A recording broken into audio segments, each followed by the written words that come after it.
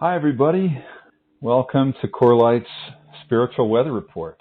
It is July 30th, 2023, and this is Brad, and I'm calling in today from Maine, beautiful state of Maine here in the U.S., and I'm here because I'm on a little bit of a road trip for July and August in the U.S. I just attended a retreat in Virginia, which I plan to share a little bit more about with you later in the call today. I had an amazing, fascinating experience, which I look forward to sharing with you. There's a full moon coming up on Tuesday, August 1st, and it's a supermoon, which means an intensification of the energies. And this is a time that's very powerful for us, a lot of opportunity. It's about opening to something new in life, opening to your next step and discovering a whole new level of personal freedom, and for the collective as well. So it's going to be, this time is about a whole new level of collective freedom. Also, the other thing that's happening is August 8th is the Lion's Gate, which I'm sure many of you know about. I've talked about that before on these calls. It's 8/8. And so we'll talk a little bit about Lion's Gate, just as a reminder, and also if you're new, you'll get to learn about it. And then another thing that's coming up, Leslie's birthday is August 12th, and that's always an important time to celebrate as well. So wishing my beloved Leslie a happy early birthday. So before we begin our session today, I just would like to welcome everybody who's new to CORELIGHT, and also welcome to all of our old friends too. For anyone who's new, every month I tune in on what's happening in the collective consciousness, and I'm always shown a few themes to talk about on these calls. And the themes that I got for today are four. First one, as I mentioned, is the power of the Lion's Gate, the 8/8 Lion's Gate. The second one is something we've never talked about before, and it's that ETs are in the mainstream news, extraterrestrials making the mainstream news. So we're going to talk about that. The third theme is nothing is as it appears to be. And the fourth theme is maintaining spiritual practices in times of great change. So we're in for an exciting set of topics today. Oh boy. For anyone who's new to the Spiritual Weather Report calls, I start by offering a guided meditation, and then I'll speak about the prevailing energies that are affecting us, and also about the spiritual principles that are most helpful for us right now. And then we have some time at the end for questions and answers, and we always close the session with a brief guided meditation or prayer or whatever we have time for. And as always, if you need to leave before the call ends, you can always listen to the recording later. We do send out the link to the email list, and it's also posted on YouTube. Before we get started, I wanted to just talk about a couple of quick updates for you. If you didn't see it this week, we sent out an email, a very exciting announcement that the Marriage of Spirit book is now available as an audiobook. And I'm super chuffed about that. It's been a project I've always wanted to do. I recorded it at a studio in January, and finally it's ready. So I'm very excited. And if you go to our web store, you'll find the audio book there, and you can listen to a sample if you'd like to. Just, even if you're not going to get it, you can just hear a little sample of it. I found it very inspiring that's finally happened. So thank you for celebrating that with me today. Another thing to mention is that this is also very exciting. We're very close to being ready to put up on our website the online course called The New Paradigm of the Heart, Transcending Victim Tyrant Consciousness. I taught that online 3 years ago, and I've been waiting to put it up in our new course format And I've been promising it to you for a very long time, and I apologize it's taken so long, but it's finally close to being ready. So I'm thinking maybe next month sometime we'll probably be ready. In August we'll be ready to announce that, hopefully. So be on the lookout for that. For the other course, For the Love of Animals, will come after the New Paradigm of the Heart. I thought it was going to be ready in August. It's been delayed for various reasons, which I won't go into, but it is coming. It's close to being ready. So you can also stay tuned for that one. That's For the Love of Animals is the course that I co-taught with Leslie's and my friend and colleague Anna Breitenbach, who's known as the animal communicator. I'm very, very proud of that course. It's really lovely. It's presented very well, and it's great information. So I hope that serves in the highest way. Lastly, I've mentioned this on the last few calls, that the Spiritual Warrior Training course, which I offered online a few months ago, is still available. We've extended the course. If you couldn't join it when we offered it live, it's still there, and you can find it at CORELIGHT.org on the courses page. And the recordings of the 4 live Q&A Zoom calls are also posted there online with the course now. All right, without further ado, let's go ahead and get started with our guided meditation for today, as we always do. So I invite you to sit and get comfortable or lie down just in some way that you can relax and keep your spine straight.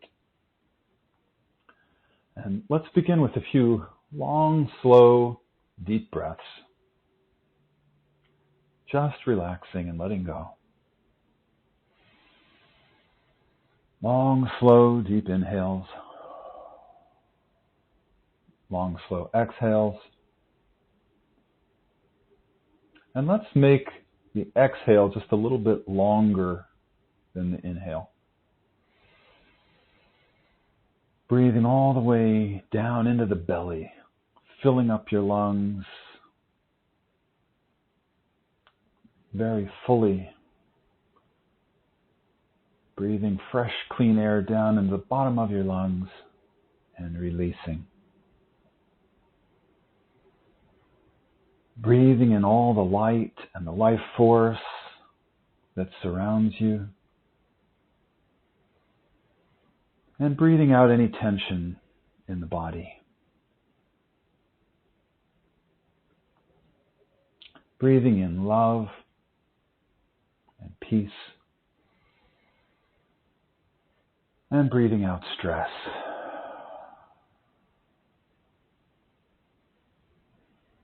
Breathing in joy. And breathing out the shadow. Just letting go and completely releasing, relaxing.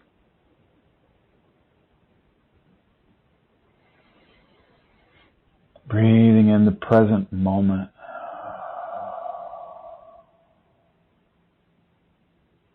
Breathing out any worries about the past or the future.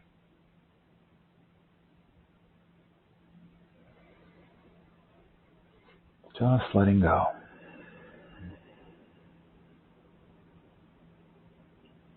And now, as we always do, while continuing our breathing, let's do a muscular relaxation from head to toes.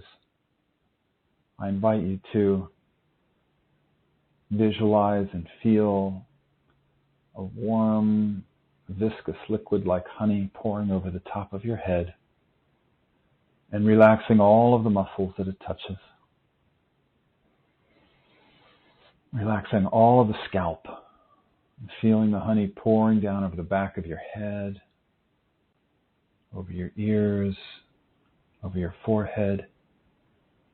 Just relaxing the whole cranium and feeling it pouring down over your eyebrows, down over your eye sockets. Completely relaxing your eyes and all the many, many little tiny muscles surrounding the eyes where we hold a lot of tension. just breathing in the light into your eyes and feeling this warm honey relaxing your eyelids and your eyeballs and the muscles behind the eyes.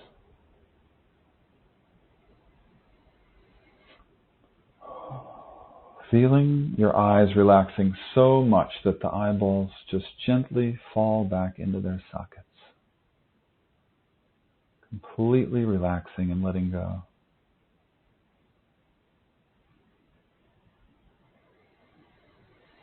And then feel the warm honey continuing to pour over your face, over your cheeks and nose, mouth, jaw, chin.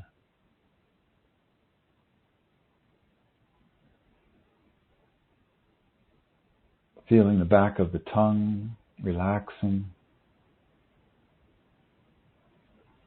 And feeling how when you relax the back of the tongue, you relax a whole region of the body. The neck, the shoulders, back of the head. And as you deeply relax all of those areas of the body, remember your breathing. Just breathing long, slow and deep.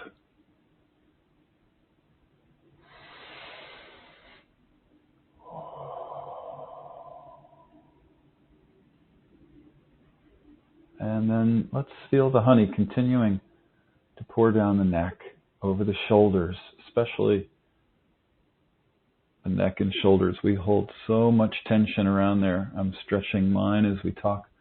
I invite you to very gently just roll your head around in a small little circle, very slowly and gently.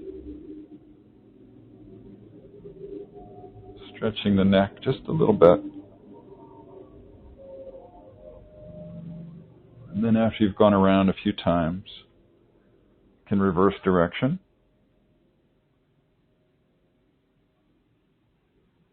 Very gently, very slowly, just feeling how that warms up and loosens those muscles.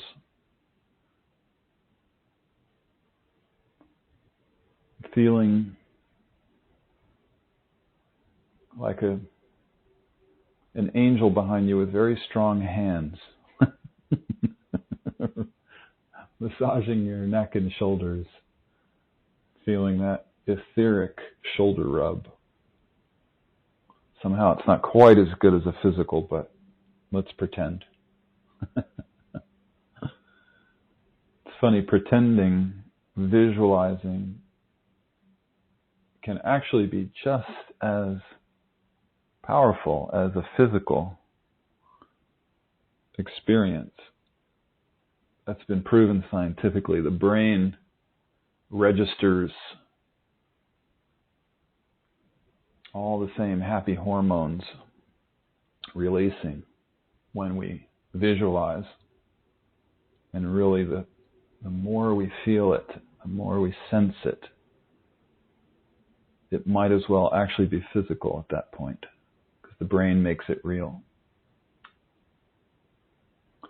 So I invite you to now just feel the honey continuing to pour down over your arms, all the way down to your hands and fingertips, just washing away any tension that you might be feeling.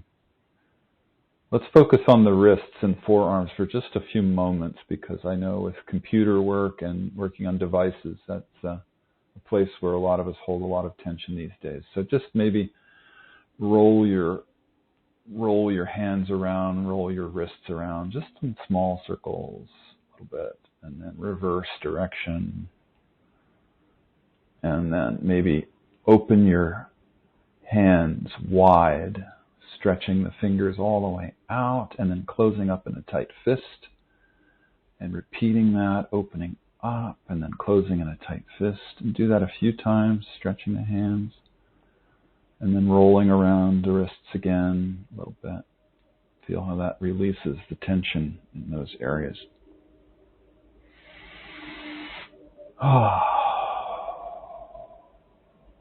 And then I invite you to continue to feel this warm honey pouring down over your shoulders and your torso, over your chest, your upper back. Feeling all those muscles relaxing. And while we're here, let's especially feel the warm honey pouring over the diaphragm. The diaphragm is also a place where we hold a lot of tension. It's that thick rubbery muscle between the belly button and the lungs, between third and fourth chakras, solar plexus area. So let's just take a few long, slow, deep breaths way down into the diaphragm, filling up your lungs, and just for a very brief moment, very, very, very gently, just push down slightly on the diaphragm and then release.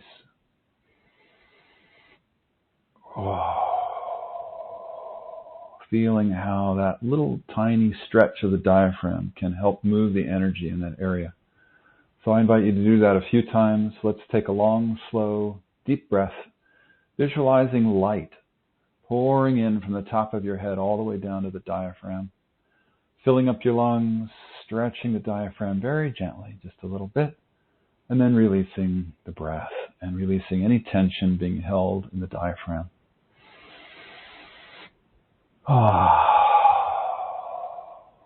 Feel how relaxing that is. Just feel how much tension we let go of when we do that exercise. Let's do it a few more times. Breathing light in through the top of the head, all the way down to the diaphragm, and releasing with the exhale. One or two more times.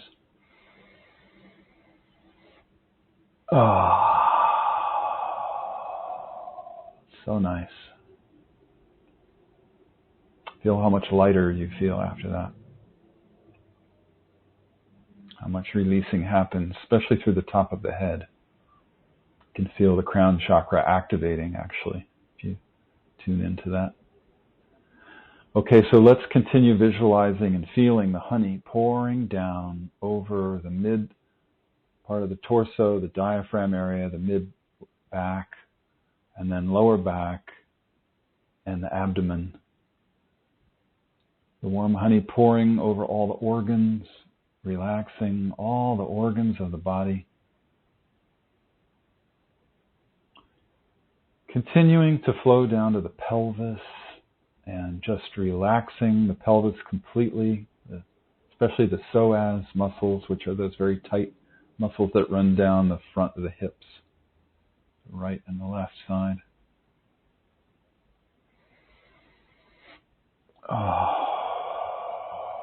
And let's do a few more breaths. Let's take a long, slow, deep breath, breathing the light from the top of the head all the way down to the pelvis. And releasing. Letting go of any tension being held in the pelvis or the abdomen with the exhale. And let's do that breath a few times. Breathing in through the top of the head, all the way down to the pelvis. And then releasing any shadow that you feel in the pelvis, the abdomen. Just letting it all go. Let's do one more breath.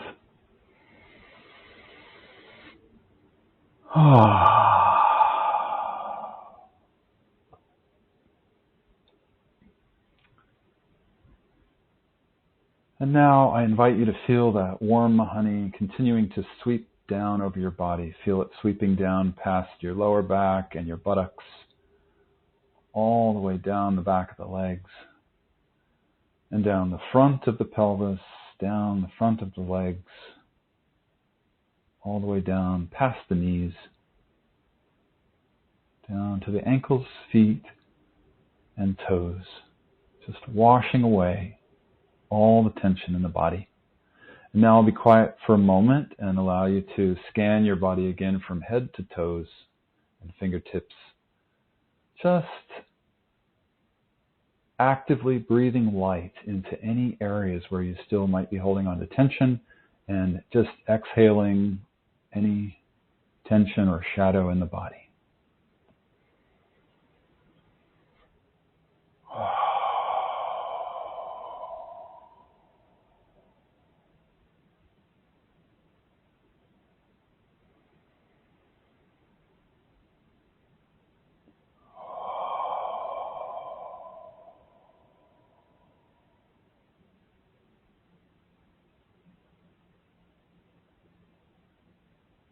While you do this, let's invite in our healing guides, all the healing angels and multidimensional beings that surround us with healing energy. And let's just feel them coming in and supporting us as they love to do. But we have to invite them. We have to ask them for help. So let's just inwardly invite in our highest healing guides and ask for support for the physical body.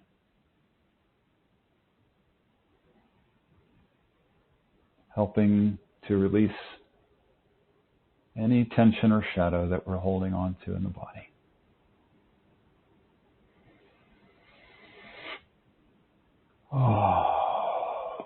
Just relaxing completely with each exhale.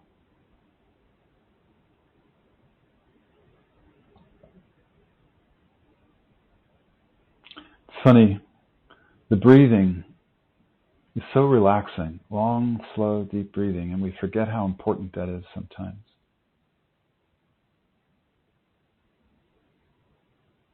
The physical, energetic relaxation of the body is the foundation for the enlightening of our consciousness. And we forget that sometimes. It's so basic, it's so fundamental, and yet we forget to do it sometimes. The importance of relaxation, which we can accomplish very easily just by breathing, just by taking the time, and by asking our guides for help. Just inviting in the guides, so helpful.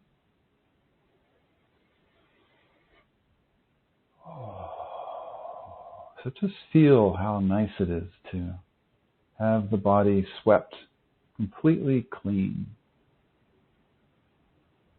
of any tension, any shadow in the body. Just feel this wave of warmth passing through you from head to toes and fingertips, washing you clean.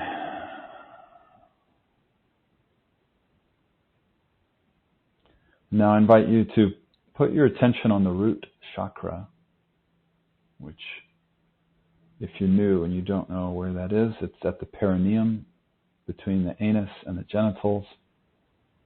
And just by putting your attention there, just by becoming aware of it, there's a natural relaxation that happens without doing anything. There's no doing here. And if you're sensitive and you can feel your energy field, you can feel the root chakra naturally opens just by putting our energy on the perineum.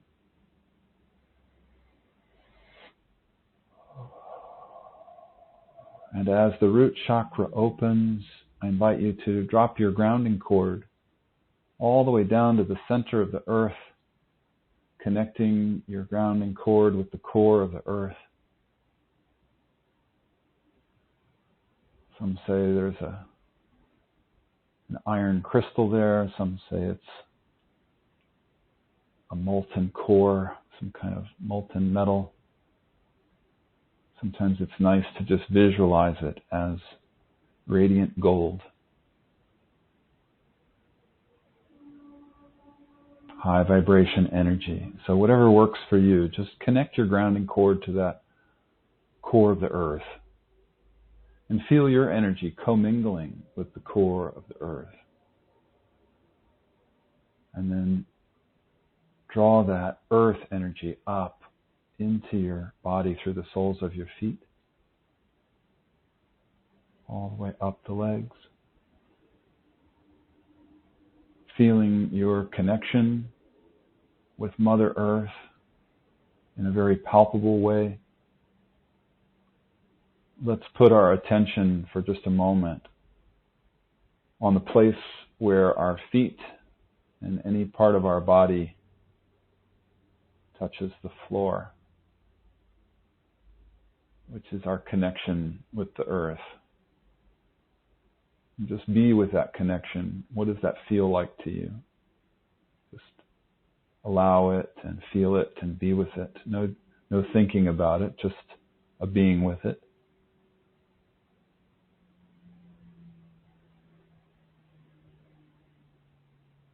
And just feel that sense of groundedness and anchoring that comes from our connection with Mother Earth. And I invite you to feel gravity gently pulling you towards the earth. And I invite you to surrender to that. Just completely let go and relax into the embrace of Mother Earth. Just falling into her arms like a little baby. Completely surrendered, completely letting go. Feeling very safe and very held, very nurtured in the arms of Mother Earth. Just like a little baby.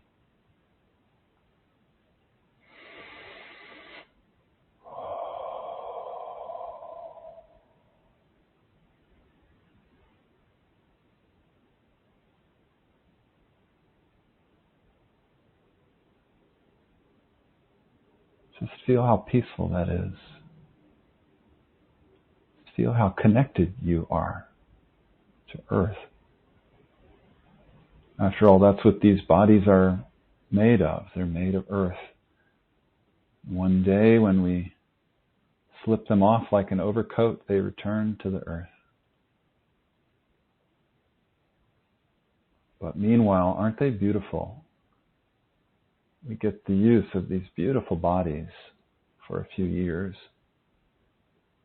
to have these amazing experiences on this beautiful planet. What a gift of the body.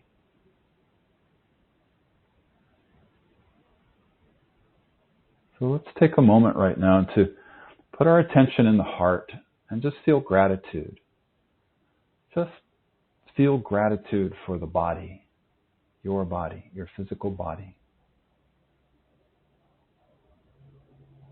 You might inwardly just say thank you and offer your appreciation to your physical body for being your vehicle through which you as a soul, as essence, get to experience this extraordinary reality.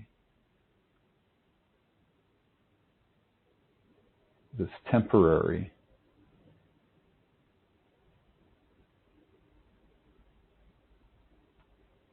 reality that seems so real.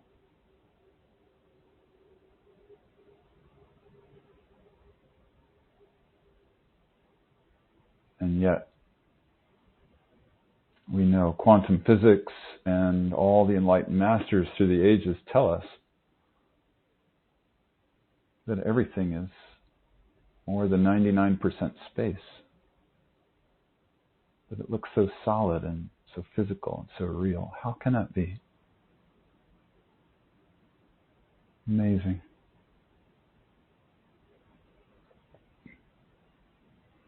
So let's just feel that gratitude in the heart and the joy for all these wonderful experiences that we get to have, which are a gift from Mother Earth, from Spirit.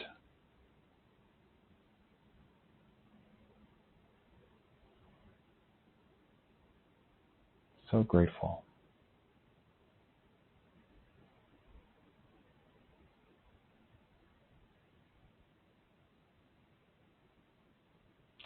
So as we all sit in this field of groundedness and gratitude, love of life, love of earth, love of the body,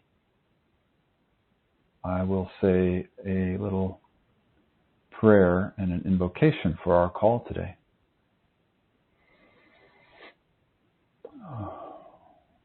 Great Spirit, Divine Mother, Father God, the Self that we all are. We give thanks for this opportunity to be together today, and we invite in all of our spiritual guides, those who surround us in the highest love and support. So we ask that you please surround us in a beautiful cocoon of golden white light and love and healing energy. Please guide our conversation into the highest love and the highest wisdom. Hold our hands as we walk out into the world, into our soul's highest purpose. And whether you're listening to this call live or in the future, in 3D time, it doesn't matter. At this level, there is no such thing as time and space. We are all one in the quantum field. So if you're listening so-called later, you're actually participating live as well, just live in the future.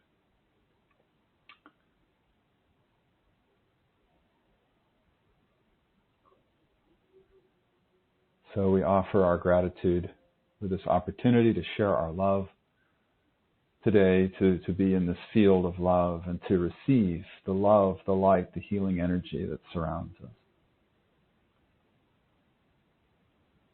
And even though we can't be in the same room together and see each other's physical bodies, we're grateful for this field that we hold. And we are a group of people all over the world.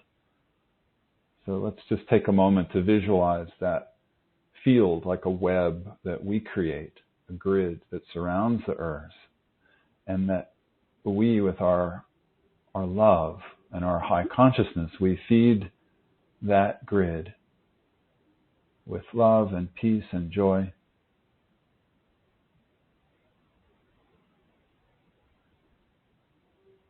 And let's send some of this gratitude that we're feeling right now, let's send that into the grid that surrounds the earth. And may that very high vibration of gratitude surround the earth. And may all of our thoughts and words and deeds and our states of mind in some way support the happiness and well-being of all life on earth, the whole of the natural world. And we give thanks, knowing this is so. Alalaho.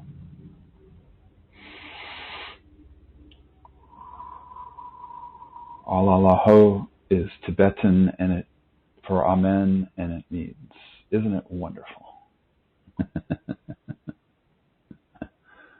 Oh, I love it. So I invite you now, when you feel ready, to slowly bring your awareness back into the room and into your body. Slowly begin to wiggle your fingers and toes. And when you feel ready, you can open your eyes.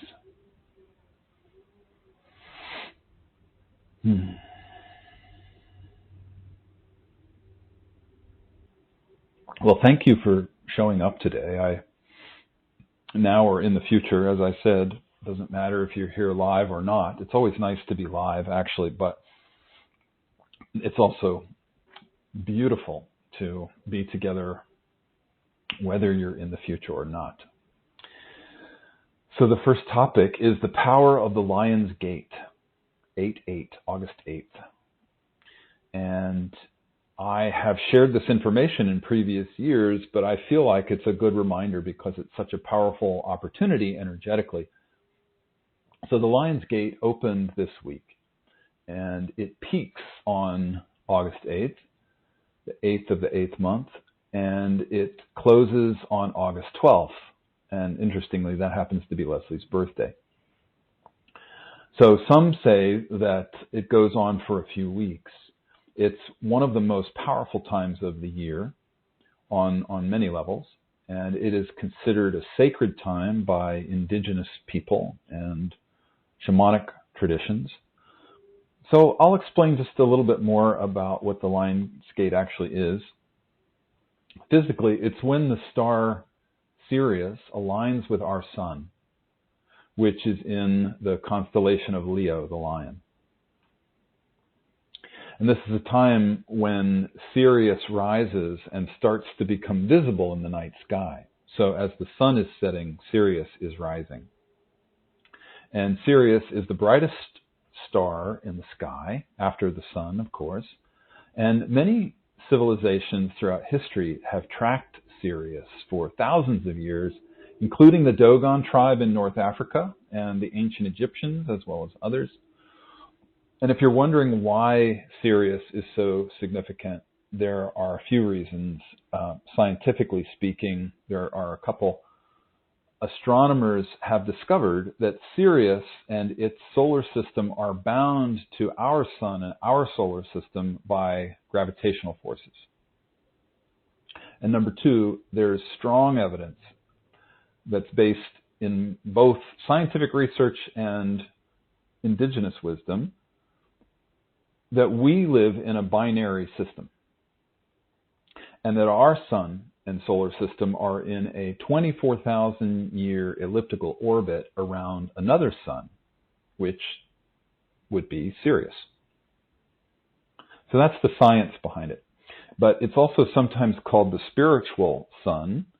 Some people say that Sirius is like the great cosmic heart of our galaxy, and it radiates heart-centered energies. And its energy, it brings out the best and the worst in humanity. So do we need much more evidence of that right now? So it's like the intense influx of light and love also flushes up the shadow. Because as we all know, where the light is brightest, the shadow is the darkest. So this is a lot of what we're feeling right now. It's very bright light and very dark shadow.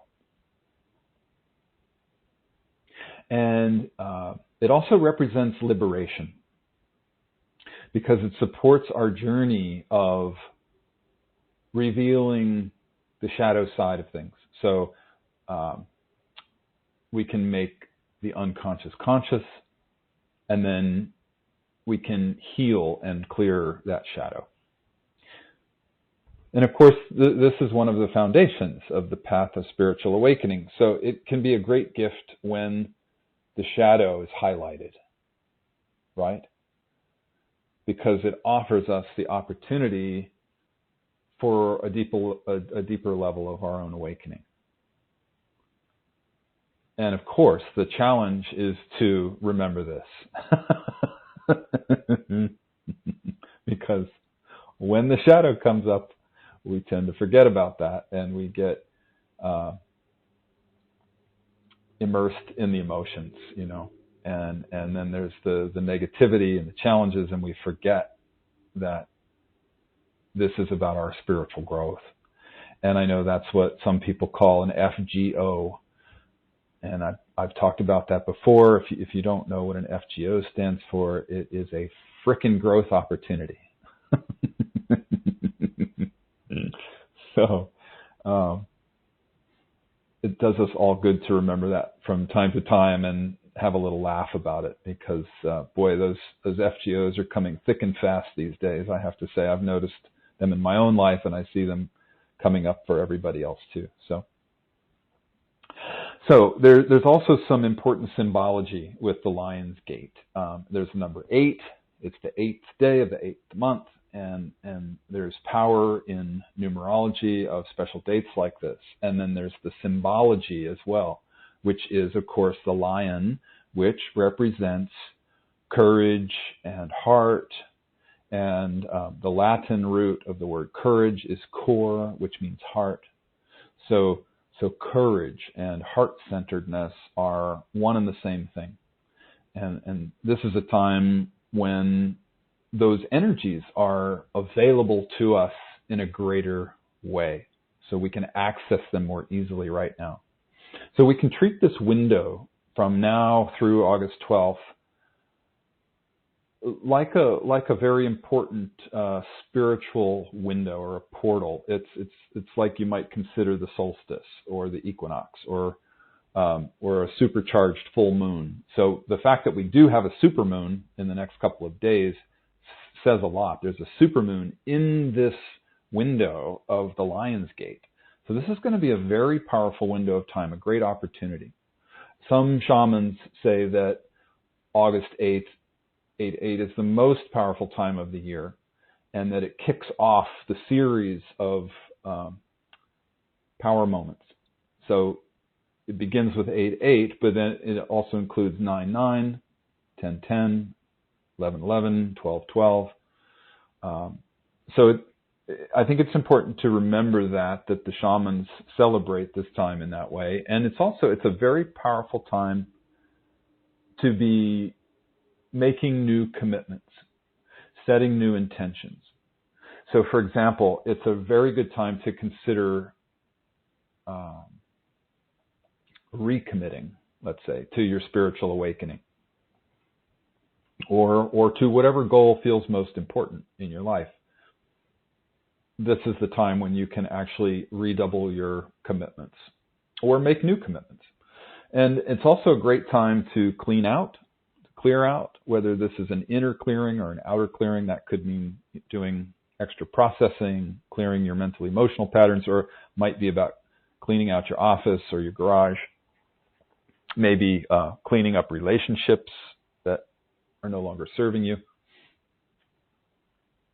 And also the actual day, 8/8, is a really good time to do a ceremony of some kind, whether it's as simple as just sitting in meditation or, sitting, if you have a little altar space, you light a candle, you burn some incense, or you do something under a tree, or whatever you like to do for your ceremonies. But it's a very, 8/8 is a very powerful day to do that kind of thing and make conscious commitments.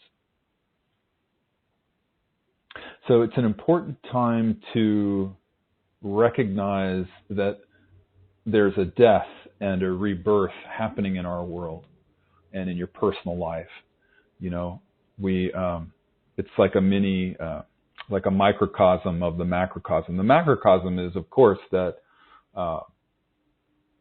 we're pivoting from thousands of years of the system of separation or the system of patriarchy or whatever you like to call it into a whole new era, thousands of years ahead of the new paradigm of the heart, a time of peace and love. So the 8/8 is a pivot moment that symbolizes that. So you can ask, what do you want to create? What do you want to give birth to at this time? And it's a great time to do some journaling about that, and also to do any personal processing around that. Anything that might you experience as a shadow that might stand in your way, a limitation that might stand in your way of achieving that. Like, you can ask yourself, what is it that you really want to do with your life? Your very, very precious life. The one life that you're given in this body. And so that life is designed to be big and beautiful and wonderful. And so it's a great time to get in touch with whatever it is that really inspires you, really touches your heart, and write about that. Do a ceremony around that. Because the energies are supporting us in getting clearer, setting the intentions around that. So as I also usually mention at this time of year, it's important to be aware that August can tend to be an especially intense month because it is preparing energies for the year to come. It can be an intense shadow month and also a month for fueling big growth and expansion, depending on how you choose to play this out. So the energies are building for a whole new year ahead. It's like a preparation for what's coming. So it can be a time when we need to use all of our spiritual tools in order to make the most of the power that's being offered us at this special time. And I know the first week of August is when some Native American tribes do their sun dance. So it's a sacred time for them and for many indigenous people. They see it as a time to bring life to the people for the coming year. And it's a time of bringing in the energy of the source. And we can all benefit by doing whatever we feel called to do personally during this window, this very powerful time, this little portal we're in. So it's a great ramp up to your growth. It's a great time to accelerate your spiritual practices that feed you the most. Like, for example, for me personally, I've found it, I don't know why this isn't always the case, but for me right now, it's been a very powerful time personally to be in community. I've been around people constantly. I usually need a lot of alone time, and I haven't had that, but I've found it really powerful to be in community and to feel the joy of being with people of like mind. And I've also found that sometimes I'm with family, or on this road trip that I'm taking around the U.S. right now, I'm with family or old friends who, they're not necessarily on the same path that I'm on, or even on the same page as me at all. People who I don't even particularly enjoy being with so much. But I practice in those situations. I get to practice witnessing the interactions without any judgments, and just keeping my heart completely open and loving them unconditionally for who they are. Just treating them like God has arrived on my doorstep, and I just love them, shower them with love. And I find that a very, very powerful practice. This is an incredibly powerful opportunity. So that's been my personal practice. I'm not suggesting that that's got to be yours, but you know what you need to do for you that works for you. So the main topic for today is that ETs are now in the mainstream news in a big way. And I'm not sure if you're aware of this or not, but just last week there were congressional hearings in the U.S. about UFOs and ETs being real. And I have to say, as an aside, I feel a little vulnerable talking about this. It's not a subject we've ever talked about, and I kind of feel like I'm coming out of the closet a little bit.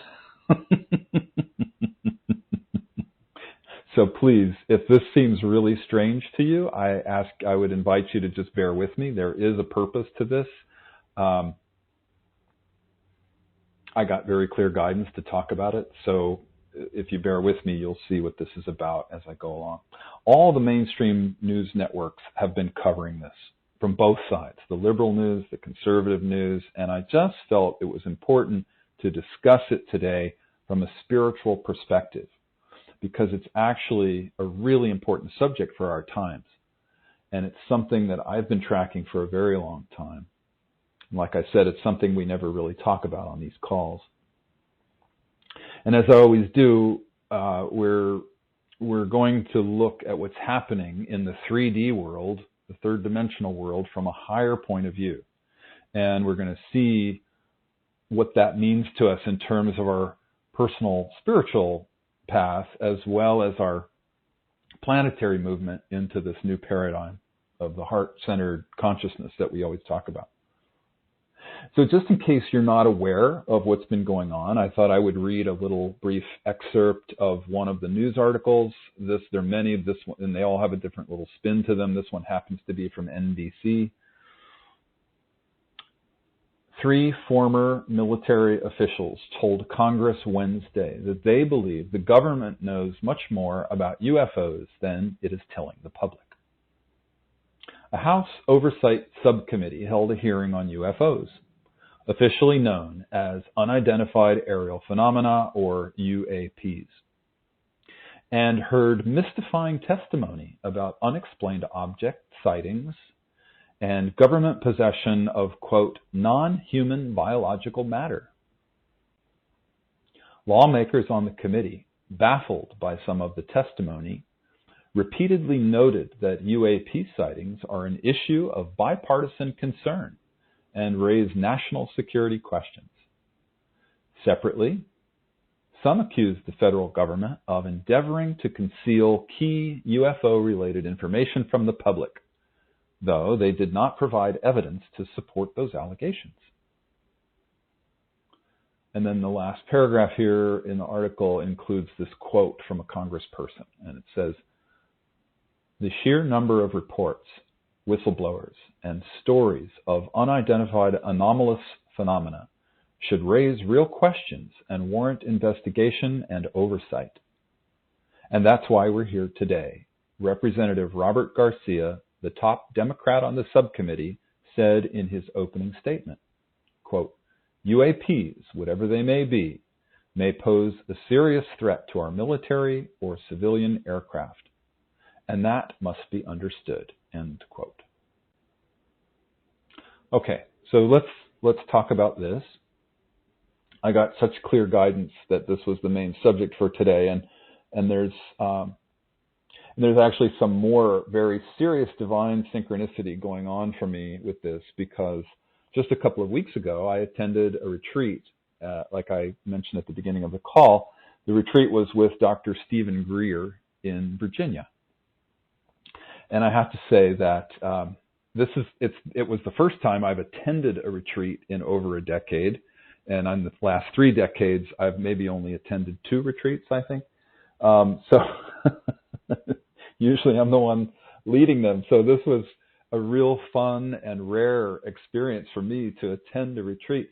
And I was very, very guided to go on this retreat. So I do want to share a little bit about it with you.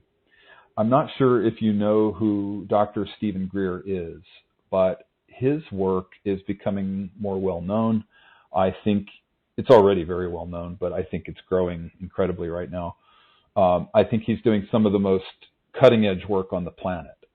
So that's why I wanted to tell you about it, and I want to suggest if this is a subject that interests you, that you can check out what he's doing. His website is drstephengreer.com, and that's doctor abbreviated. It's Dr. Stephen with a V, not a PH, Greer, Greer, drstephengreer.com.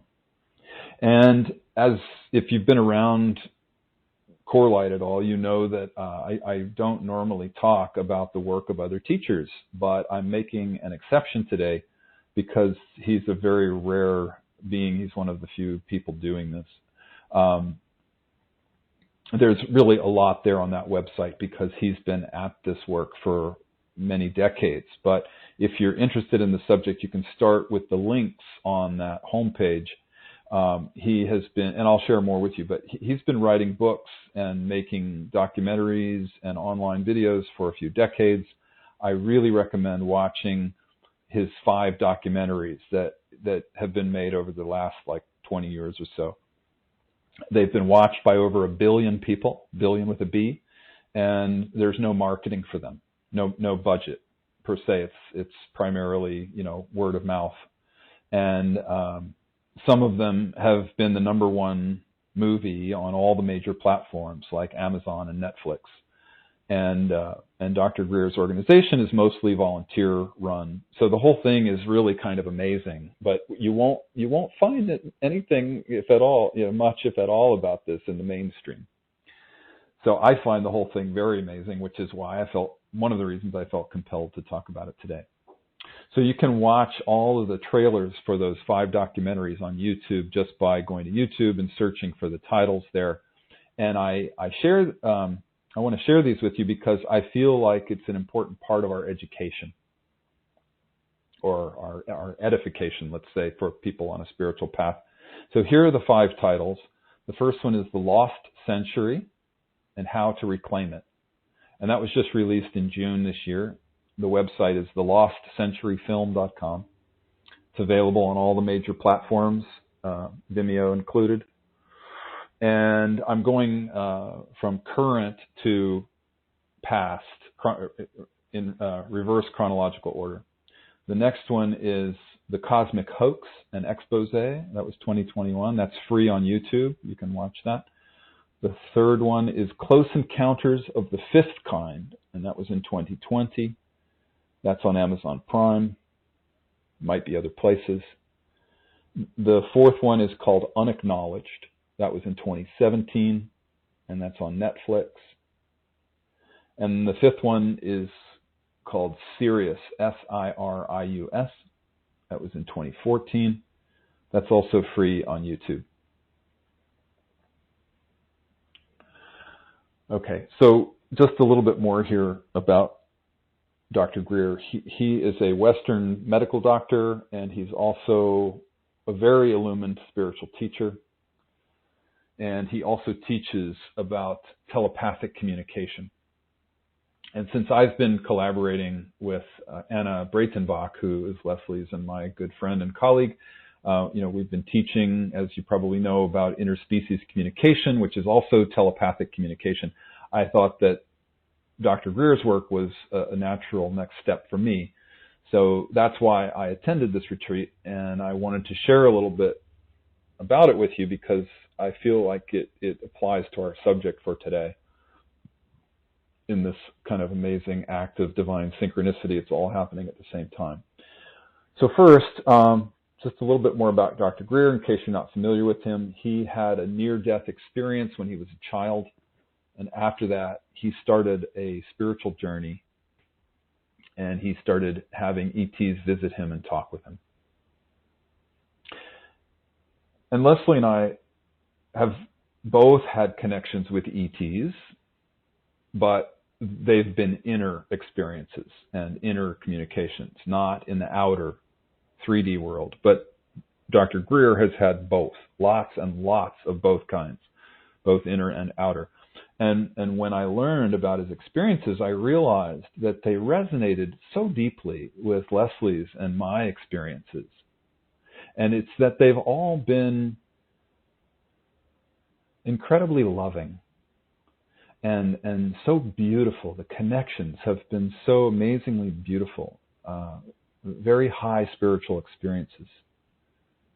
And in fact, the way he talks about them is the same way that we talk about our connections with our inner spiritual guides. So all of these beings, whoever they are, communicate telepathically. And it's always based in unconditional love, spiritual wisdom, very high vibration. So I think part of what I want to share with you is that this retreat I attended was with a very small group, and we sat out every night for 10 nights under the stars, meditating, gazing at the night sky, practicing this very specific telepathic communication technique that Dr. Greer teaches, which he calls CE5, Close Encounters of the Fifth Kind. And I know we've all heard of Close Encounters of the Third Kind because of the Steven Spielberg movie from the 1970s, which was very famous. And that there's a scale, Close Encounters of these different numbers, Close Encounters of the first, second, third, fourth, fifth kind, and so on. And there was a famous physicist who developed that scale up to, I think it was stopped at 4. I can't remember it right now, but it's like the Close Encounters of the first kind is, I think, where you see a UFO in the sky, something like that. And then the second kind is a little bit closer contact. I can't remember exactly what it is. And then the third kind is where you actually see the craft that's landed and you see the beings. Fourth kind is another kind. And the fifth kind, which Dr. Greer labeled, is where it's human-generated contact with these beings. So that's CE5, Close Encounters of the Fifth Kind, human-generated contact. And so that's what we were doing at this retreat. And I had some extraordinary experiences of communication with these beings. I'm not going to tell you all about it, but I did have some experiences of very deep healing. The healing energy that passed through me more than once was so profound. They were just imbued with such unconditional love and healing energy. It was like receiving the kind of powerful healing energy that I used to receive from Leslie at the events, like so many of us on these calls have received from Leslie if you've been around and you attended the events that Leslie offered.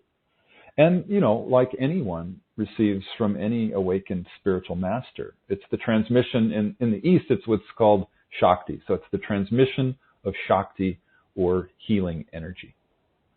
And that's what I received. I don't know, for those of you on the call who maybe never had an opportunity to sit in meditation with Leslie, I recommend, if you've never had that opportunity to sit with a spiritual master who transmits that energy, it's life-changing. It is profoundly life-changing to receive that healing energy.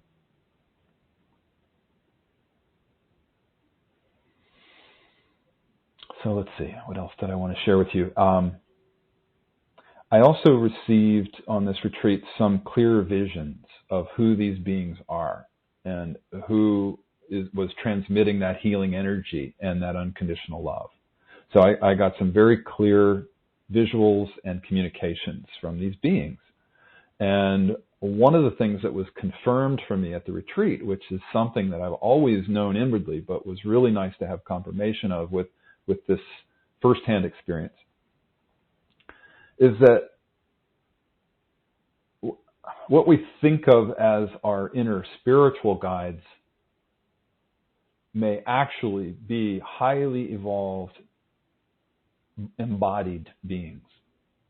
Whether they're physical human beings on the earth or whether they're from other planets, I don't know. But that was the confirmation I got. And so now, after this retreat, I'm really not sure that it's entirely possible to tell the difference between what we think of as our inner spiritual guides or angels or ascended masters or, any other kind of disincarnate beings versus highly evolved ETs.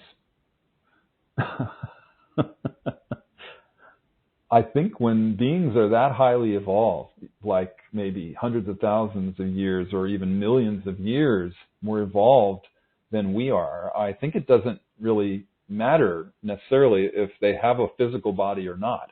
I think what I'm understanding is that beings like that are able to manifest physical bodies if they need them, like they have them on hand. But essentially, they can also just as easily function without a physical body. I know Leslie used to do a lot of her work out of the body, and in fact, she still does that. So I think what we're really talking about here are what could probably best be called multidimensional beings. So I think for the purposes of our talk today, I'll talk about them as multidimensional beings. And this whole experience reminded me of a passage from my favorite book of all time, Autobiography of a Yogi. I don't know if you've heard of that or read that, but it's a classic spiritual book, Autobiography of a Yogi by Paramahansa Yogananda. If you haven't read it, I highly, highly recommend it. It's also an audiobook read by Ben Kingsley, the famous actor who played Gandhi in the movie Gandhi. Anyway, there's a passage in that book where Yogananda's teacher, Sri Yukteswar, is a young man, and he's not fully awakened yet. He's still on his early spiritual journey, and he desperately wants to connect with the spiritual master known as Babaji, who was the teacher of his teacher. But Yukteswar is not in a high enough consciousness yet to be able to meet Babaji, to see Babaji in person, because Babaji only appears physically in very rare situations, and I think usually only to people who are vibrating at a very, very high rate, at a high enough rate to be able for him to be present in the room with them physically. So then one day, Babaji just appears like magic in the room where Yukteswar is. And Yukteswar is amazed and astounded, of course, and Babaji is just manifested out of thin air, and he's shocked, and Babaji says something like, "Well, what's wrong, Yukteswar? I've been standing here right beside you this whole time. Couldn't you see me hiding behind the ray of light?" And I've remembered that line from the first time I read the book. I thought that was so beautiful. And he adds, he says something like, your gaze is not perfected yet. You need to spend more time in meditation and clear your mind more. And then you'll have the ability to see. So I think that is such a great illustration of how a highly evolved being, whether it's a human being from Earth or a different kind of being from some other planet, can work with or without a body. And maybe a better way to describe it is that they have a physical body, but they know how to raise their vibration to the point where it can't be seen by somebody who's only able to see with third-dimensional eyes. So in other words, the body can't be seen by anybody who's just locked into a worldly consciousness. So to most of us, it would seem like magic, but really it's just this spiritual technology of learning how to raise your vibration. And that's essentially the path, right? That's what happens with spiritual practice. We learn how to vibrate at higher and higher rates. The more we meditate, the more we clear the ego, the more we refine our awareness. And so that's the path. That's the path of spiritual awakening. And eventually, with enough practice, we can learn how to see behind the ray of light, as Babaji said. Or we learn how to hide behind a ray of light, possibly one day. And those abilities are called siddhis in the East. Siddhis is a Sanskrit word. It means like special gifts that come with spiritual awakening, like the gift of bilocation or telepathy or walking on water, or any of these seemingly miraculous powers. So I think I just, to illustrate that, since we're on this subject, I want to share a little story with you. I don't know that I've ever shared this before, but it's a personal example. It was long ago when I first met Leslie, before we were in a relationship. She invited a small group of us. We were all living in Los Angeles. This was back in 1990. And she invited a small group of us to go to one of the sacred Native American sites in the Southwest. It's called Mesa Verde in Colorado. It was, I think, a day and a half, maybe, drive from LA, and we all went as a group, and we had a long weekend there. But we had this mystical experience.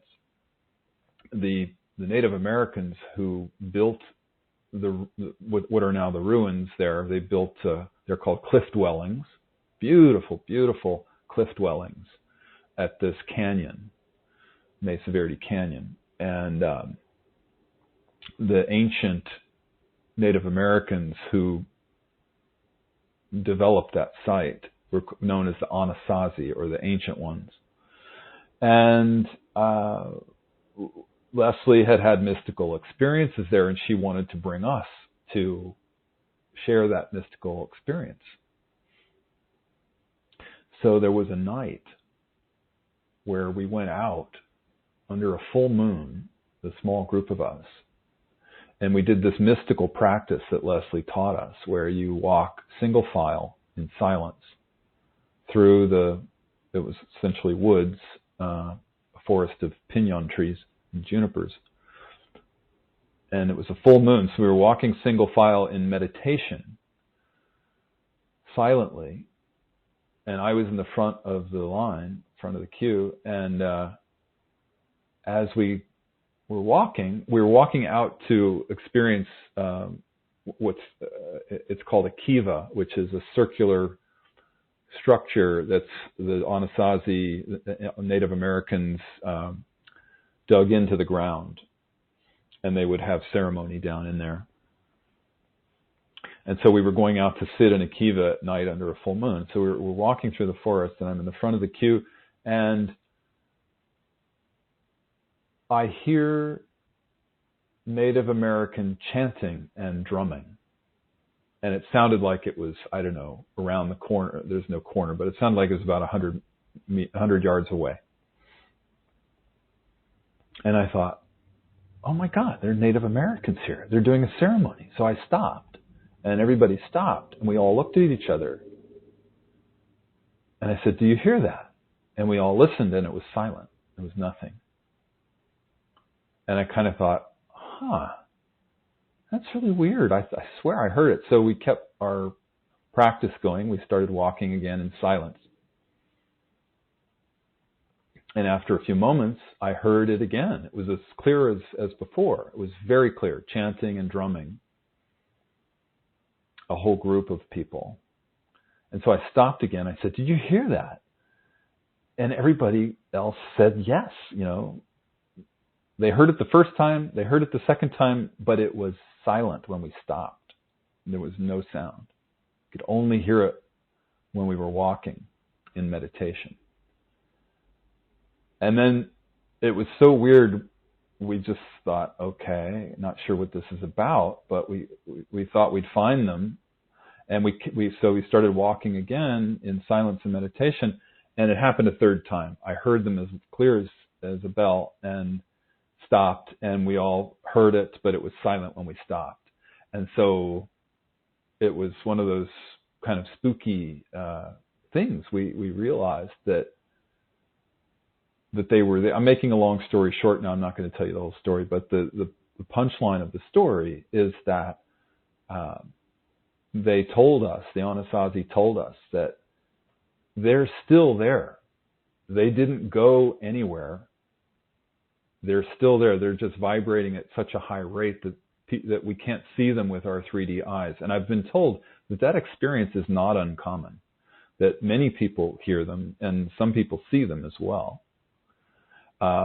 Because there's a mystery. I forgot to tell you this part. There's a mystery about the Anasazi in some of these canyons that anthropologists and archaeologists don't understand. They're mystified by the fact that nobody knows where the Anasazi went. They basically left fires burning with food in the pots, on the stove, so to speak, and they left clothes, and there was no sign of war, and there's no sign of dead bodies. It's like they just vanished. So it's this great mystery for scientists, but mystics understand it, that they were working on raising their vibration through their spiritual practices, and at some level of time and space, they're still there. Isn't that amazing? So I felt like I should share that with you. And there's another thing I wanted to share with you today, because I think it's also very related to this topic. And that is that I think many of us, I don't know, maybe all of us, at some level of our being, we are multidimensional beings. We are those multidimensional beings, or let's say we all have a multidimensional aspect to us. So my understanding and my experience is that our higher self can manifest itself at many levels and in many forms. And normally we're aware of only this one human body that we inhabit. But a part of us knows that that's not who we really are. We are pure awareness. We are pure consciousness. We're spirit having a human experience, not the other way around. Not humans having a spiritual experience sometimes. We're eternal and timeless, and we're having this very temporary human experience. And one day we drop these bodies like slipping off an overcoat, and we let go of the temporary vehicle that the soul inhabits, but then we remain. Nobody dies. The soul, the essence, lives forever. So my experience and my understanding is that the higher self can have these other physical manifestations simultaneously. And there was an author named Dr. Michael Newton who wrote a book. He wrote about this in his book called Journey of Souls, which I also highly recommend if you haven't read it. It's a spiritual classic. And it's like when we incarnate in these human bodies, there's a percentage of our spirit that we leave behind in the spiritual realm. Kind of like that's our anchor in spirit. And then there's this remaining percentage of us, our spirit, that we use for the physical incarnation. Or incarnations. We can have more than one incarnation happening at any given moment in time and space. So for example, you can be incarnate in this body that you're aware of, but you can also have another physical body somewhere else, whether that is somewhere on Earth or somewhere else, maybe on another planet. And I want to give you a little example here of how I know this. It's actually a very funny story. It was when Leslie and I, it was early 90s, we were in our relationship. We had just started CoreLight, and Leslie had been invited to teach in the San Francisco Bay Area in California. And so we were there, and we were just getting to know people. The events were very well attended. I think there might have been, a couple hundred people there. And there was a woman who was on the board. Was she on the board? She was involved with, I think she was on the board for the Institute of Noetic Sciences. And she wanted to meet Leslie, and after the event was over, it was always the case at the events where there was often mingling that happened afterwards with some people who wanted to stay and meet us. So we were hanging around, and there was a handful of people, and we were chatting. And this woman, her name was Marguerite, and this wonderful, wonderful woman. She was in her 80s. She had white hair, very conservatively dressed, very dignified, who we knew was with this prestigious organization. The Institute of Noetic Sciences was founded by Edgar Mitchell, the astronaut, and we knew about the good work that they were doing in consciousness. And so it was a pleasure, and an honor to meet this woman. And then the conversation shifted, and we were talking to other people, but she was still standing there. And suddenly, in the middle of conversations, Leslie turned to this woman, Marguerite, and she said, "I'm being told to tell you that at another level of your being, you are the commander of a spaceship."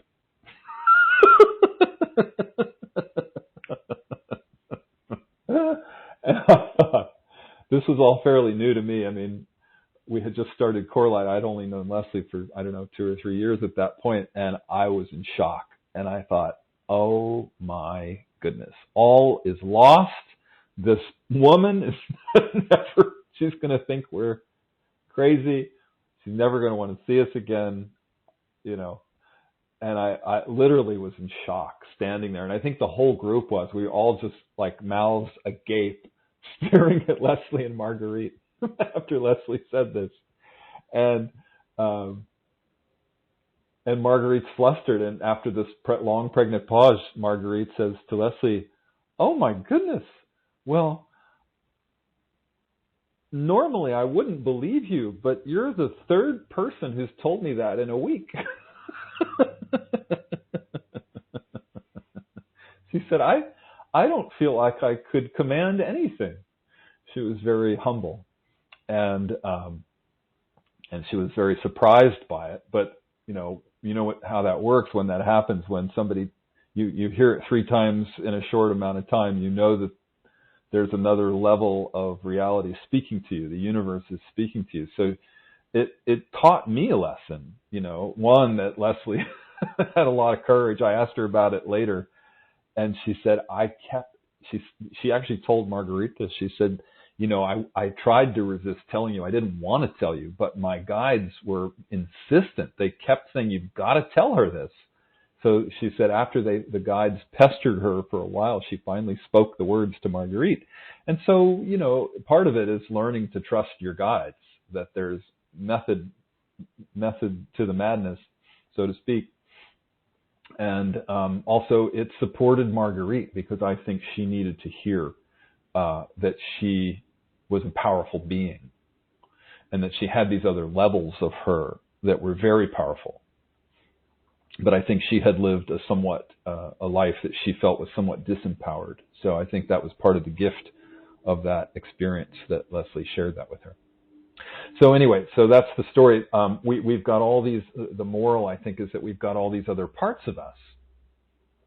And most of us don't even know about it. But I do think it's good to remember this, because it's helpful to remember that this world is not what it appears to be. We just don't know all these different multidimensional layers of what's going on and who we truly are. So let's talk about this for a moment. Nothing is as it appears to be. Again, I'm coming out of the closet here a bit. We don't normally talk about all this, so forgive me, just feeling my way into this. The forces of separation, we could call them, or the powers that be, are inviting us to believe that the ETs are dangerous and even evil, and that they're doing all kinds of harm. And they're trotting out all this supposed evidence to convince us of this. And I'm really not going to talk about this today, but if you track this stuff at all, you know what I'm talking about. I just don't feel like it's my place to get too much into all this, and I know that most of you probably don't come to hear this stuff, but again, I felt very guided to talk about it, so please forgive me. I'm just following the guidance here. I hope it's helpful. I just feel like I need to mention it because I know we need to be prepared that there's going to be a lot more of this stuff coming out about the terrible aliens in the months ahead. It seems to me that it's really about generating a lot of fear. And it's very convincing. And it can be scary, especially if you don't track this stuff. So I feel like I'm part of the reason I'm bringing it up is just so we can all be aware of it and practice our witnessing. And I think, as I've been talking a lot about on these calls, it's critical now more than ever to remember to use our witness and our spiritual discernment about all of this stuff, everything that's coming out that's scary. And again, it's just too much to go into on this call, but if this particular subject is one that interests you, I do recommend you check out Dr. Greer's books and movies, and he's got a lot of online interviews too, which, as I said, many of them are linked to on his website. I really find that he's doing the most cutting-edge work on the planet in this regard, and now that I've met him, I can say that I trust the information he's putting out. I trust him. He's got a lot of integrity. And in essence, the most important part of the message is that the ETs are benevolent beings who are very highly evolved. and they're supporting us behind the scenes, and they want to see humanity succeed. They want to see us move into our next phase of our evolution, which is to ascend in consciousness into this new paradigm of the heart, as we talk about all the time on these calls. So they're actually protecting us from ourselves. Most of these sightings of UFOs or UAPs or whatever you want to call them are around military bases, and especially at the sites where we have nuclear weapons. And they're around the planes and the ships that are carrying the nukes. So I think what we're learning here is that nuclear weapon explosions are not just dangerous and damaging for humans and the natural world here on our planet, but they actually tear the fabric of space-time. And so the damage goes out and it affects other worlds. And it's not just about the damage that we can see here in the 3D reality of planet Earth. There's this multi-dimensional effect that's damaging other planets and other dimensions. So humans have become a danger not only to ourselves, but also to these other realities and these other civilizations outside our solar system and outside our galaxy even. And all of that makes a lot of sense to me when you dive into, if you choose to dive into this stuff, that all makes sense. But I would say that the powers that be here on Earth, or the forces of separation, whatever you like to call them, they have a lot at stake. There's this huge, as we all know, there's a huge investment in maintaining the status quo here on Earth, because all of that power and control in the current system of separation, is at risk. We're essentially talking about what President Eisenhower warned about in 1961 when he gave that famous speech warning everybody about what he called the military-industrial complex. So it's essentially the war machine. We're talking about the powers that be want endless war because that helps them to remain in power and to maintain control. So they're telling us that the ETs are aggressive and dangerous, and they're doing these terrible things, and they're, quote unquote, a threat to national security. And this is all generating a lot of fear. And when we're in fear, we're very easily controlled. That's just human nature. So this is really a huge manipulation, because it's actually the humans who are the danger, not the ETs. And the misinformation and the disinformation and the manipulation, it's all happening because these forces of separation are fighting for their lives. They're desperately trying to control things, and especially to control the narrative around all of this stuff that we're talking about today. So we're getting in pretty deep here, and there's so much more that I'm not sharing with you about all of this because it's such a big topic. And really, as I said, it's outside the scope of our call today. But for the purposes of our discussion, I think it's just important for us as people on a path of awakening to be aware that there's some agenda unfolding. And so much of it is this enormous manipulation, and it's not what it appears to be. So I invite all of us to maintain a witness around it, and to maintain all of our spiritual practices as we go through these times of great change.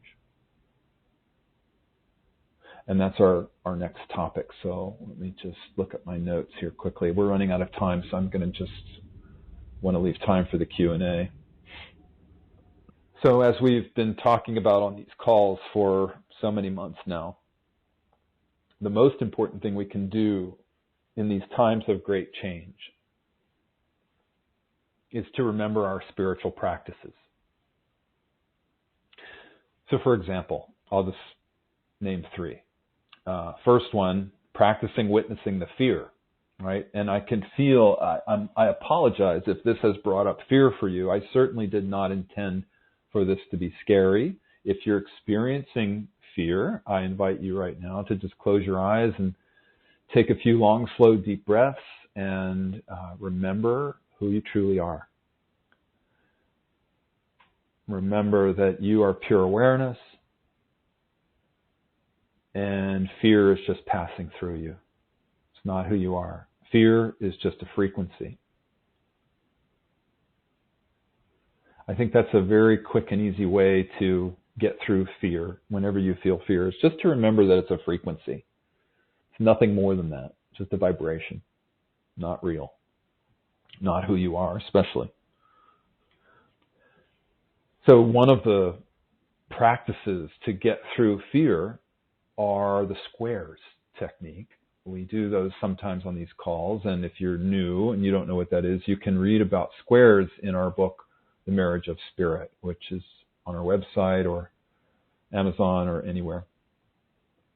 A very powerful little tool, journaling technique that helps you get through fear. Also, I wanted to mention, as I mentioned at the beginning of the call, my online course, The New Paradigm of the Heart, Transcending Victim Tyrant Consciousness.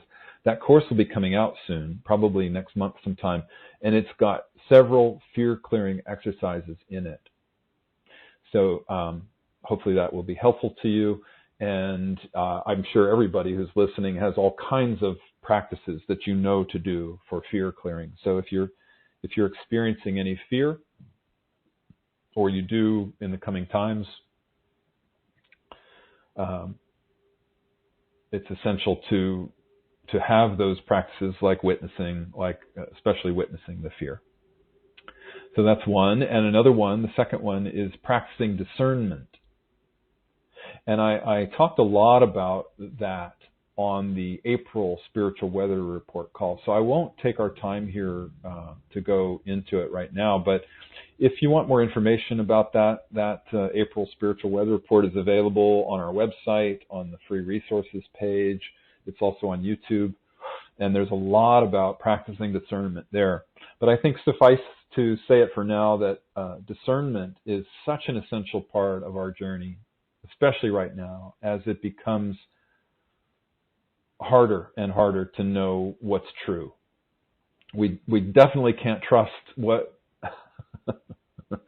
the so-called news in quotes is saying anymore. Those days are long gone. So discernment is a capacity that we develop naturally along with our awakening. And so as we practice meditation and we do the egoic clearing work or any kind of self-inquiry work, our ability to discern truth increases. And it's just this natural outcome of that. So discernment being another very important spiritual practice right now. And the third one I'll mention, and there are many as you know, but the third one I'll mention is practicing choosing love and keeping the heart open. So important. I don't know that I need to speak much about it, but it's a practice for our times. I mean, we're entering this new paradigm of the heart, and that's what it's all about, and it begins inside us. We can live the new paradigm of the heart in our own personal world, even if it's not fully manifest in the world, the outer world yet, but it starts with us. And the beauty of this is that by developing those heart-centered qualities within each of us, the more we practice that, the more we manifest the new paradigm of the heart in our personal reality. And when we can do that, then we become the change that we want to see in the world. So it's this extraordinary opportunity right now. Amidst the changes and the challenges, we're being called to choose love and to practice all the qualities of the heart: gratitude, generosity, kindness, compassion, forgiveness, love. So many heart qualities. We talk about them. We have a whole list of them in our Marriage of Spirit book in the chapter on triangles. So I invite you to, what I used to do was put that list of heart-centered qualities on the inside of a notebook cover so I could always refer to it. And nowadays, it probably needs to be on our devices so we can quickly just take a look at that list throughout the day to remind us of how we can choose love. We can choose love anytime we choose to act on those qualities of the heart. So I hope that's helpful. And that is the end of our discussion for today. And now let's do, there were so many great questions that came in this month. Let's see how many we can get to. And I want to thank everybody for all the questions and the heartfelt sharing that you send to me. I really, really appreciate hearing from you every month. In case you're new, the way it works is you can email your questions in advance of these calls to courses@corelight.org. And pardon me.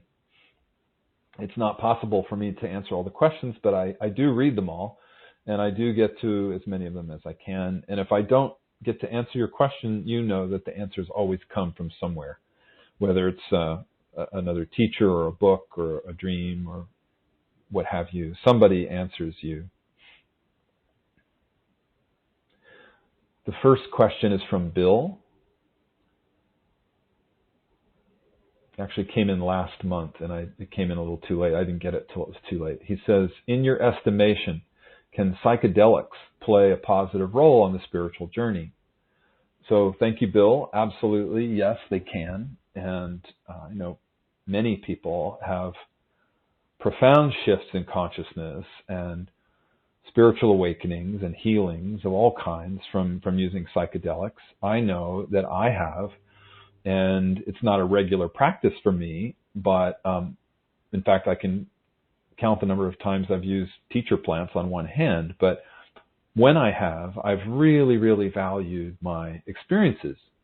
And in fact, I wrote a chapter in my book, Living with Enlightenment, about an ayahuasca journey that I took in the Brazilian rainforest with Leslie many, many years ago in the early 2000s. And it was life-changing for me, incredibly life-changing. I was deep in the rainforest with this very special group of people, and we didn't seek it out. They offered it to us, and I didn't really even know what it was. So I kind of stumbled into it. It's kind of what happens to me. I stumble into these things. And anyway, it was one of the most powerful spiritual experiences of my life. And if you're interested in hearing that story, as I said, my book is called Living with Enlightenment. It's available on our website, CORELIGHT.org, or on Amazon or any bookstore. And the chapter is towards the end of the book, and it's called The Rainforest and the Tea. There's another book that I highly recommend on the subject of psychedelics, and it's called How to Change Your Mind by Michael Pollan. Highly recommended. He explains, Michael Pollan is a great author. He's written a lot of great books. You might know of him.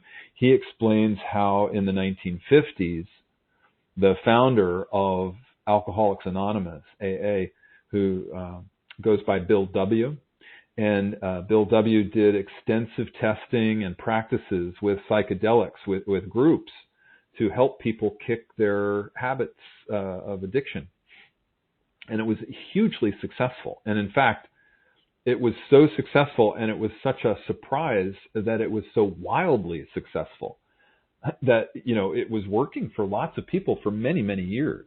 This was part of, they were discovering this treatment for helping addiction through, helping people get off addictions through psychedelics. And then it was made illegal.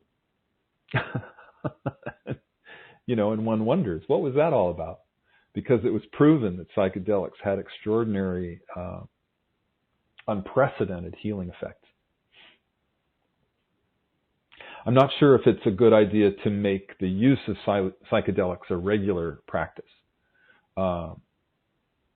Leslie used to talk about that. And it's because the process of awakening is the process of the ego dissolving and reforming. And when you do meditation or processing or any kind of spiritual retreat or, whatever you're doing for your spiritual practices, you get this little mini dissolution of the ego, and then when it reforms in a new, more streamlined way. So you've got less baggage on board, less ego, less patterning, less limitation. And with psychedelics, that happens, but the difference is with the reforming process, the rebirth process, is you have no control really over that reforming. And so this is the way Leslie used to describe it, and that is that it's somehow safer, I think, for most people. And again, this is broad brushstrokes. This is not everybody. For some people, that's their path, and that's great. No judgments. But I think for most people, it's probably a bit safer to not use them, but to use spiritual practices that are less intense, so that the dissolution and rebirth, reforming process is, I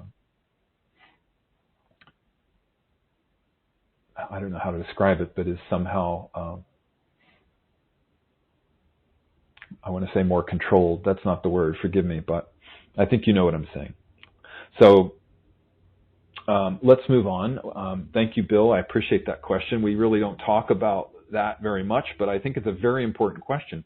More and more people are finding that psychedelics are incredibly helpful. So if you feel caught, here's the bottom line. It's that you have to use your own discernment, not you specifically, Bill, but everybody. We all have to use our own discernment about whether it's for us or not. And I think my experience has been a lot of it is about who's leading it, the energy of the person leading the journey. If you're in the hands of a person who really knows what they're doing, has a lot of experience, and is very clear themselves, then it's usually a very beneficial experience.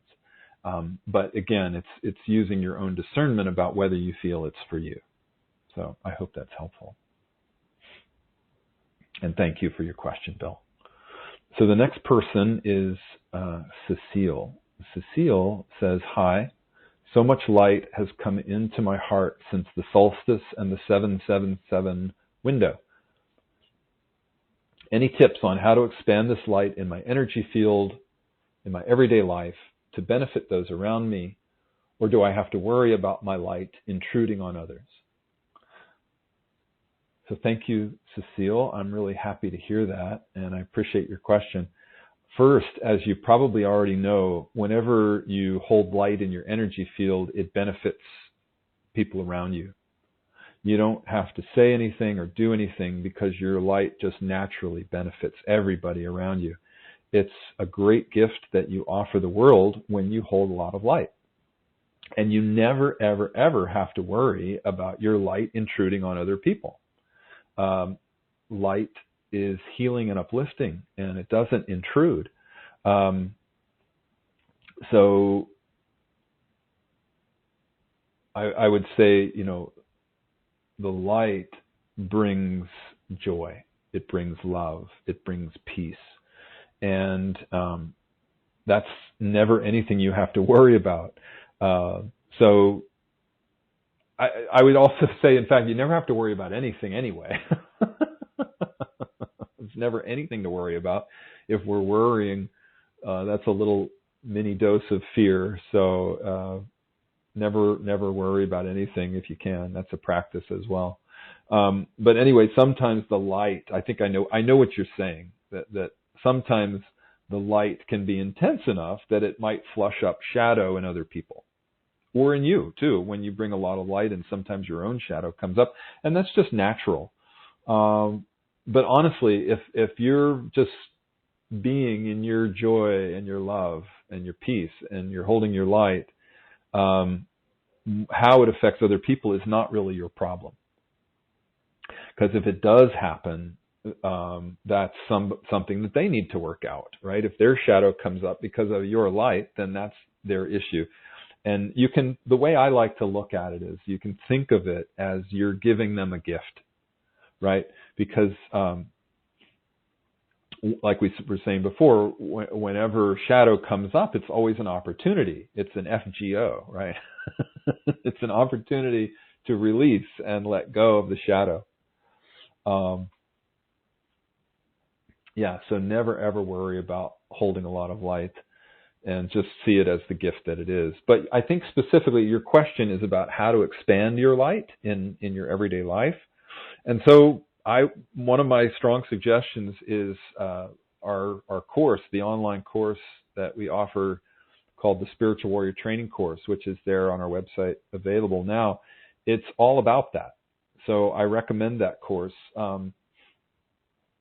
It's about learning how to expand your light, how to hold on to it, and also not to let it drain away. That's the practice of impeccability. Impeccability is one of the key parts of that course. Impeccability means the ability to discern and use energy impeccably, to manage your energy impeccably, which means building your light, expanding your light, and learning how to hold on to it and not letting it be drained away from you. So I do, if you haven't had a chance to take that course, you might give it a try. So thank you, Cecile, for your sharing and your question. I really appreciate that, and I hope that was helpful to you. We're almost out of time, and this last question that I was going to answer here requires a much longer answer that we're not going to have time for. So I think I'll read the question and I'll start to answer, but let's just see, I want to make sure we have time for a closing prayer and meditation. The third one is from Lorna. She says, I just listened to your May 21st call. I deeply appreciated the recommendation to resonate joy and happiness and to recognize fear as the opposite of love and as a mechanism of separation. I feel that I can generally appreciate the wisdom in this and stay in a more joyful frame of mind. However, I am actively witnessing there being so many fewer animals sharing the earth. I also heard your warning about empathic overfunctioning in the same call. I would very much appreciate it if you could address ways to work through this particular fear to achieve the peace of surrender. Well, thank you, Lorna. I'm happy that the May call was helpful, and I really hear you. I honor what you're going through. Like I said, I don't have the time or the capacity right now to actually. It's a big question, so to go into it too much, we don't have the time for. But I do want to acknowledge the pain and the sadness and the grief that you're feeling, that we're all feeling around the loss of what the Native Americans would say are our brothers and sisters in the natural world. All the animals, and not just animals, not just large animals, but ecosystems as well, being decimated. Our brothers and sisters, the trees and the rivers, and the poisoning and the clear cutting and all the pollution that's happening. There's a decimation going on. And also the insects. There's an insect holocaust that's happened on the planet. So the grief is intense, right? I mean, we're all, anyone on this path is certainly feeling that. We're all empathic, and we're feeling the pain and the grief of that loss. And so it's a journey, and it's a practice to learn how to move through these experiences, how to move through the grief, especially. I think, grief is like a soup. Grief is all of it. So let's just call it the journey of grief. I've talked on these calls a lot about that. I can't remember which one. But it's through the grieving, and especially by practicing the witnessing of the grieving, that we come out the other side, and we feel the joy, and we discover, even amidst the challenge of these very painful situations, that breakthrough into joy. So I think, again, witnessing is the key here. Witnessing is the key practice to all of this. It's really about the strengthening of that witness so that even amidst the pain and the loss and the fear and all that goes along with the grief, you still maintain that level of spiritual detachment where you always remember who you are, who you truly are. You're the pure awareness, the pure consciousness, and all of those emotions and fears and states of mind are all just passing through you. And we discuss this part of the journey on these calls a lot. And I keep coming back to, I really feel that's the most important thing that we can all be reminded of as we go through these enormous changes on our planet. It's about remembering who we truly are, which is love. And that this 3D world that we're in is a temporary existence. Doesn't mean that we discount it. It doesn't mean that we don't treat it well. It doesn't mean that we don't feel the feelings of grief and loss. It's not about suppressing or denying or avoiding those feelings. It's all of it. We have to experience all of it.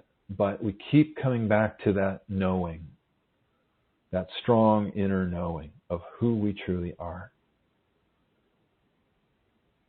And as the big reminder, as we practice that, that's our awakening. The witness is our awakening. And the greatest gift that we can give the world is our own awakening, because as we awaken, our vibration goes up into these higher levels. And then all of our thoughts and words and deeds have a magnified impact on the collective. So it doesn't take 51% of the planet to wake up in order to make this shift in consciousness into the new paradigm of the heart. It only takes a small number of us vibrating at a high enough rate, the rate of love, the rate of higher consciousness, of gratitude, and all these heart states we talk about. So that's our practice, the witnessing, the staying in the heart, not buying into the fear, loving our way through this.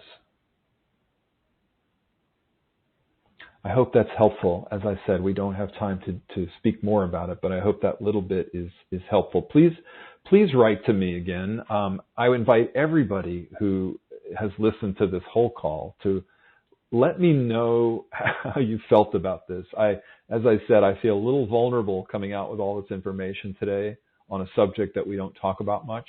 I'd like to know, was it too much for you? Is it something you already know about? Is it just sort of ho-hum? Or I'd like to hear your reaction to it. Somebody told me recently that there are African countries where this information is so common knowledge about. I'm circling back to the conversation about ETs now, obviously, but it's so common amidst a lot of these tribal groups and indigenous people all over the world that they think we're just silly. They think we're just nuts for making such a big deal about this.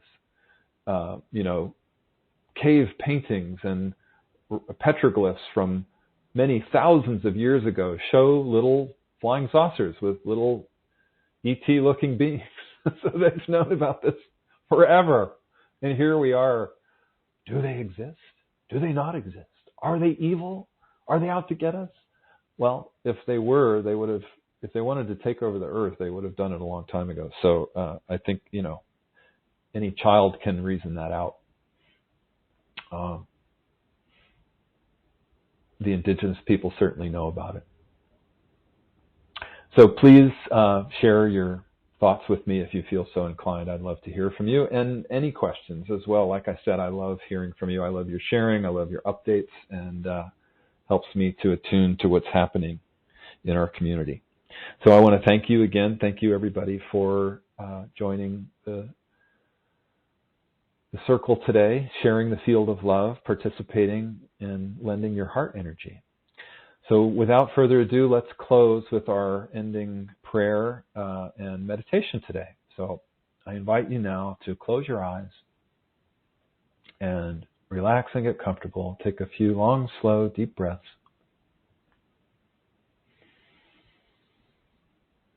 And just let go, especially if our discussion stirred up fear in you or stirred up any agitation, any shadow.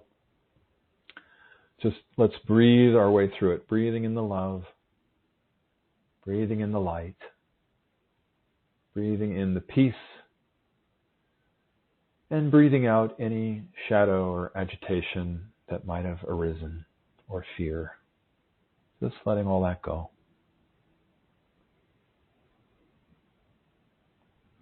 Just feeling the calmness and the great, great, deep inner peace washing over you throughout your whole body. Completely letting go.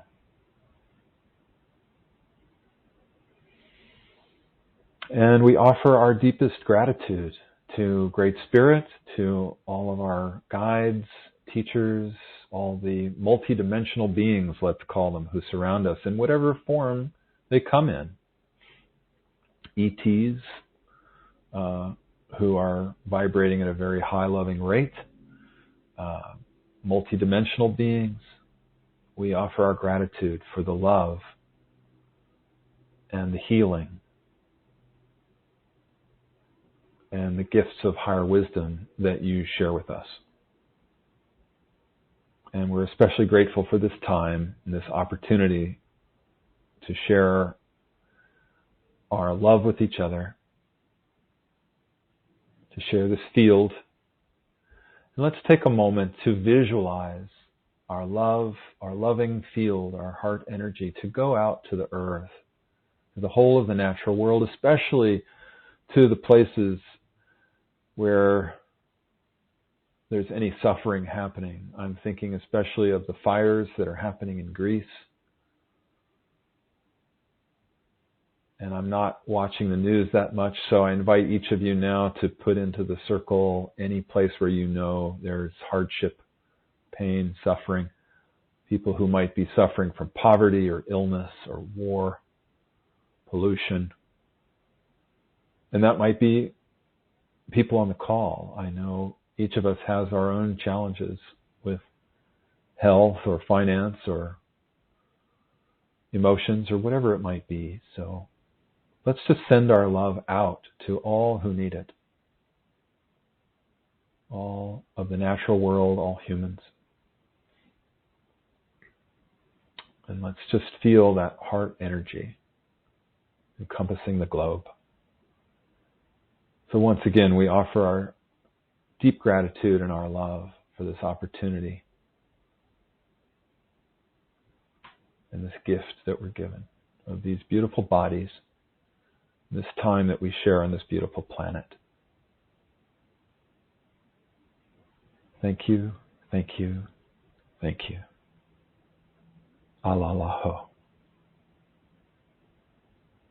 May all of our thoughts, words, and deeds help all beings find happiness and well-being.